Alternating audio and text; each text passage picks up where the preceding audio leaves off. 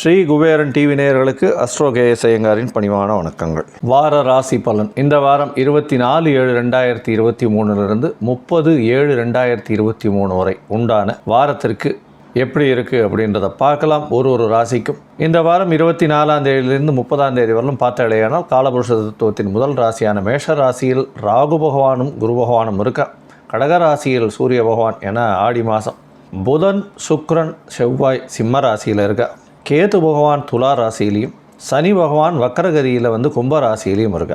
இந்த வாரத்தில் பார்த்தோம்னா சந்திர பகவான் ஹஸ்த நட்சத்திரத்திலிருந்து பூராட நட்சத்திரம், அதாவது கன்னியா ராசியிலிருந்து தனுசு ராசி வரலும் போகிறார். இது கோல்சாரத்தின் நிலை. இந்த வாரத்தில் வரக்கூடிய முக்கியமான சிறப்பு நாட்கள் அப்படின்னு பார்த்தா, மிக முக்கியமான நாள் அப்படின்னு சொல்லக்கூடியது வாஸ்து புருஷன் கண் விழிக்கும் நாள் அப்படின்னு போட்டிருக்கும். அதாவது இந்த வியாழக்கிழமை அன்னைக்கு 27ஆம் தேதி அன்னைக்கு பார்த்தாலேனால் வாஸ்து புருஷன் கண் விழிக்கும் நாள் அப்படின்னு போட்டிருக்கும். கார்த்தால் ஒரு 1.5 மணி நேரம் டைம் கொடுத்துருக்கும். 1.5 மணி நேரம் 6:52 8:22 வரலும் கொடுத்துருக்கும். அதற்கு பிறகு இந்த வாரம் பார்த்தாலேயானால் 29ஆம் தேதி, அதாவது சனிக்கிழமை அன்னைக்கு ஏகாதசி. கார்த்தால் ஒரு சொல்பமாக ஒரு 10 நாழிகை கூட இல்லை, இருந்தாலும் ஏகாதசி திதி அன்னைக்கு இருக்குது. அதனால் ஏகாதசி சூரியோதயத்தும் போது இருக்கிறதுனால ஏகாதசி திதியாக அதை கொண்டாடுறோம். 30ஆம் தேதி பார்த்தாலேயானால் ஞாயிற்றுக்கிழமை திரையோதசின்றது பிரதோஷ காலம், ஞாயிற்றுக்கிழமை வருது. இந்த வாட்டி சாயந்தரம் கண்டிப்பாக சூரிய அஸ்தமனத்துங்கிட்ட போய் சிவபெருமான் கோவிலில் போய் சிவன் கோவிலில் போயிட்டு சேவிச்சுட்டு வர்றதன் மூலியமாக எல்லா விதமான தோஷங்களும் நீங்கும். கண்டிப்பாக போய் சேவிச்சுட்டு வாங்க. அது ரொம்ப பெரிய விசேஷம். எந்த பணம் உடையாக இருந்தாலும் சரி, உடல் நலத்திற்காக இருந்தாலும் சரி, குழந்தை பேர் ஏற்படாமல் இருந்தாலும் சரி, திருமணம் ஆகாமல் இருந்தாலும் சரி, வேலை இல்லாமல் பணத்திற்காக கஷ்டப்படுறது, இது எல்லாத்திற்குமே இந்த பிரதோஷ காலத்தில் வழிபாடு செய்யக்கூடியது ரொம்பவும் விசேஷம். இந்த வாரம் யார் யாருக்கு சந்திராசிரமம் கும்பம், மீனம், மேஷம், ரிஷபம் இந்த 4 ராசிக்காரர்களுக்கும் இருக்குது.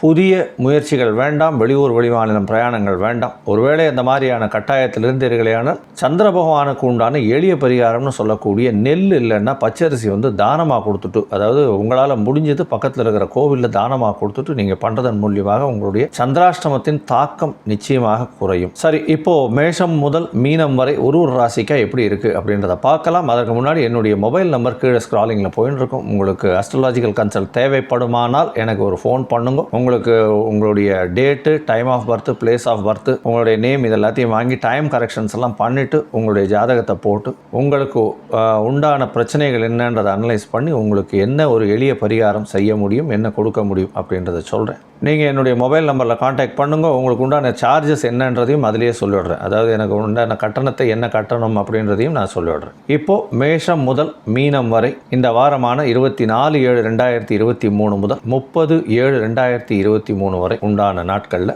என்னென்ன பலன்கள் அப்படின்றத பார்க்கலாம். துலாம், சித்திரை, சுவாதி, விசாகம் இந்த 3 நட்சத்திரம் 9 பாதங்களை கொண்ட ராசி. ராசியின் அதிபதினு பார்த்தாலேனால் சுக்கிர பகவான் ராசிக்கு 11ஆம் இடத்துல இருக்கிறது ரொம்ப விசேஷம்.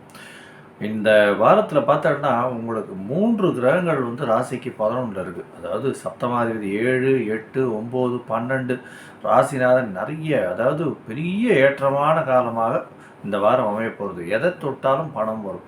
அதாவது பணத்திற்கு பஞ்சமே இருக்காது.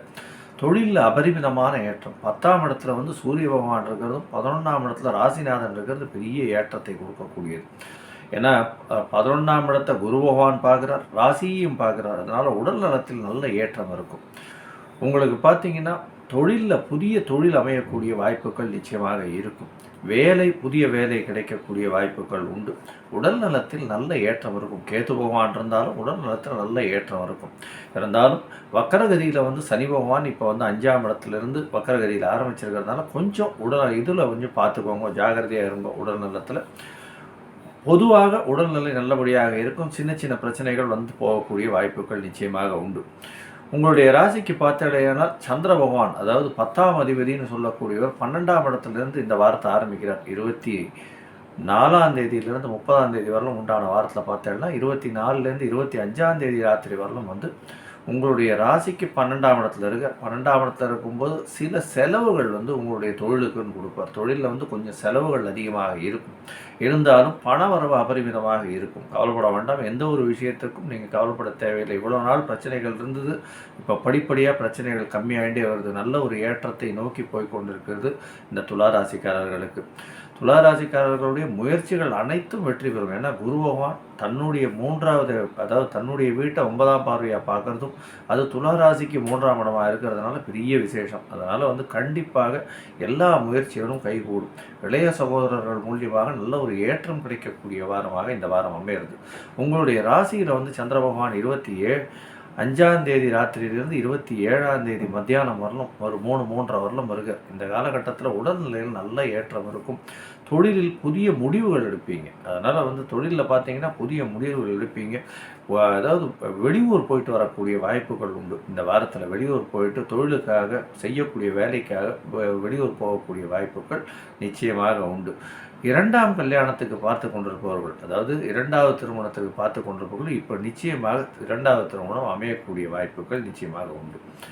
இந்த வாரத்தில் பார்த்தோன்னா உங்களுடைய ராசிக்கு 2ஆம் இடத்துல வந்து சந்திர பகவான் போகிறார். அந்த 2ஆம் இடத்துல 10ஆம் அதிபதி தனஸ்தானத்தில் போகிறது பெரிய ஏற்றம். ஏன்னா தொழிலில் அபரிவிதமான பண வரவு இருக்கும்.